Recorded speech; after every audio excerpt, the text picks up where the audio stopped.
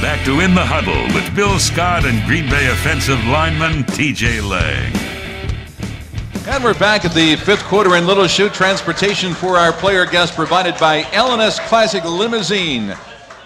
It's personal, professional service for all occasions. Call 1-800-830-5933 for your reservation. Call Lenny or Sue today. L&S Classic Limousine, they do it up right, and as long as I've known Lenny, he has always gotten our players here safe and sound and home. All right? Let's keep that going, Lenny. Attaboy. Let's keep that going, huh? Our guest tonight, signed by the Packers as an undrafted free agent on April 30th out of Central Michigan University. He changed numbers on us. Now he wears number 58. He is Frank Zombo, ladies and gentlemen.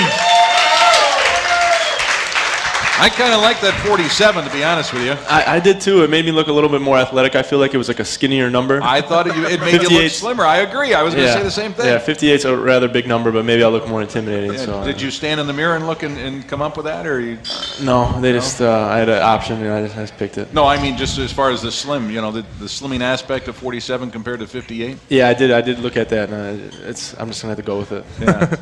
Hurt his self-confidence a little bit. A little bit. Well, you know what? You keep doing what you did yesterday. One, a couple of plays and a sack. I mean, you'd pretty much grab your own number pretty soon. That's right. Coach Green said I must be living right off the field. God's with me. Well, you certainly didn't mind having the many of the defenders gas, because that got you in the football game. And really, I mean, at a time when the Eagles were pressing and driving and scoring points, and you come up with a big sack. And Vic, I mean, he's one heck of a quarterback when he's got it going, and he had it going yesterday. Yeah, he's a very elusive dude.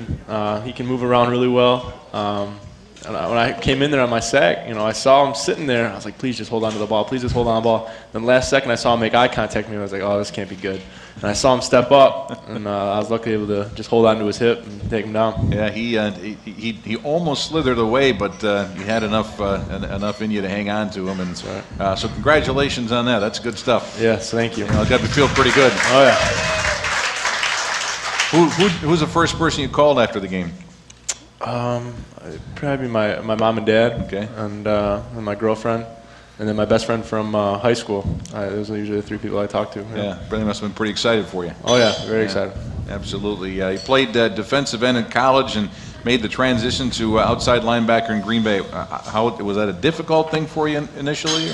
Not really. I can't say not really. Coach Green's made it really easy for me, just the way he coaches. The whole dropping aspect, dropping into coverage and starting to, figure that out is a little different. But the pass rush aspect is quite a lot like I did in college, and it's worked out pretty well for me so far. Now you obviously played at a larger weight in college, and now you're playing at a lighter weight at linebacker. When did that process start? In college I was about 267 pounds, and then as I started going into getting around the draft period, I started losing weight because I was between a lot of positions. I could play outside linebacker, defensive end. A lot of people were looking at me at tight end. So I really didn't know, and I started dropping weight then, just eating healthier and working out a lot. So I figured, I lost a lot of the little pudgier weight I used to have, and now I feel a lot more athletic, and I think that's helped. Don't if they say, Frank, why don't you play linebacker and tight end? Don't do it. Didn't work out so good for the last guy. No, yeah, I'll just stay where I'm at. All right. You were second in Central Michigan school history with 25.5 sacks. Went head-to-head with our very own T.J. Lang for 2 different years. Yeah. I don't think any of those came against me, though. So. No, they didn't. I had one on the opposite side of him, but never against him. He was always number 50, right? Yeah, that's right. He was always one of the key guys we watched out for, and he was definitely nice and stout in the run, and he's great. He was very hard to get to the quarterback through. So, but you did lock up a little bit against him, huh? Oh yeah, we went against each other for about 3 years. And because our strength coach was at Eastern and went to Central, and he always talked about TJ, how he's a hard worker, strong kid, watch out for him, and definitely did. Yeah. What do you remember about Frank?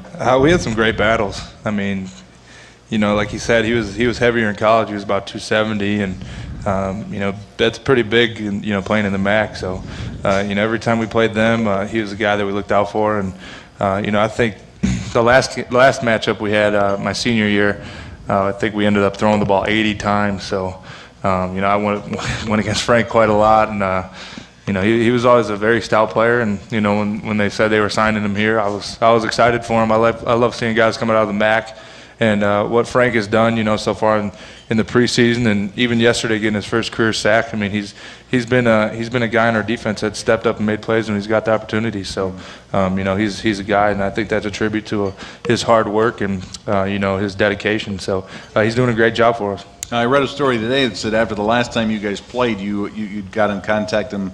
You contacted him through Facebook. What'd you tell him?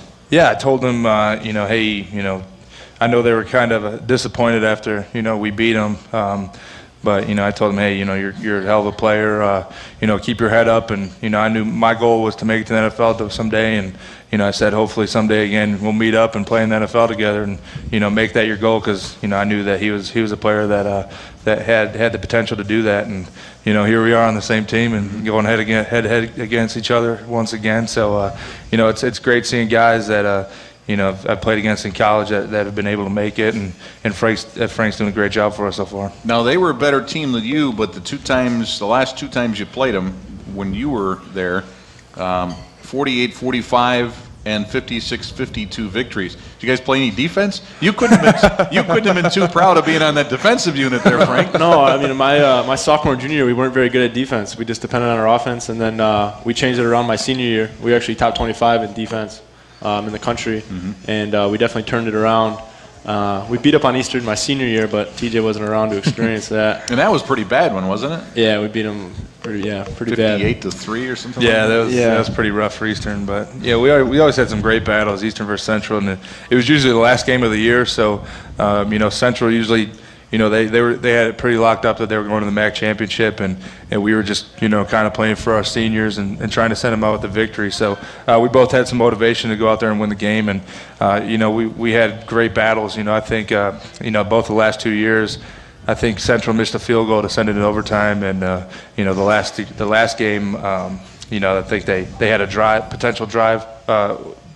Game-winning drive at the end of the game, and they were always close. And it's one of those rivals that we hate each other, but at the same time we respect each other for the great competition that we have between each other. All right, so you go through OTAs, you go through the mini camp, you get into training camp, and you're not there long, and all of a sudden you have this ankle injury.